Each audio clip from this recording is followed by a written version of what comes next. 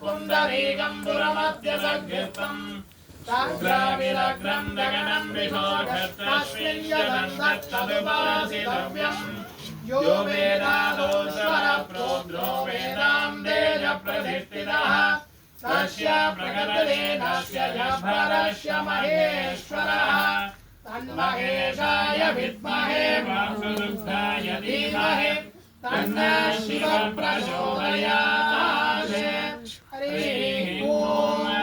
ॐ ह्रां ह्रौं वरगररत्नलिङ्ग शिवाय नमः। वेदोक्तमन्त्रपुष्पाञ्जलिं समर्पयामि। भोगीवरसमायुक्तं नागवल्लीफलैर्युतं कर्पूरारूपसंयुक्तं ताम्बूलं प्रतिगृह्यताम्। अमृते अमृतानने अमृतोद्भवे अमृतं प्रादय प्रादय स्वाहा। अमृतं भवतु अमृतोपकरणानि नालिकेरगण्डद्वये कदलीफलताम्बूलं निवेदयामि। महाशाभूपानि निवेदयामि। ईशानानि पञ्चब्रह्म अरोहरा अरोहरा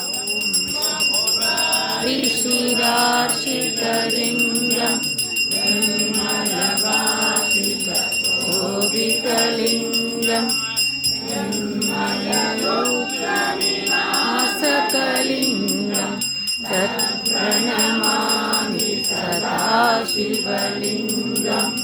ॐ नमः शिवाय शिवाय नमः। ॐ नमः शिवाय शिवाय नमः। ॐ नमः शिवाय शिवाय नमः। ॐ नमः शिवाय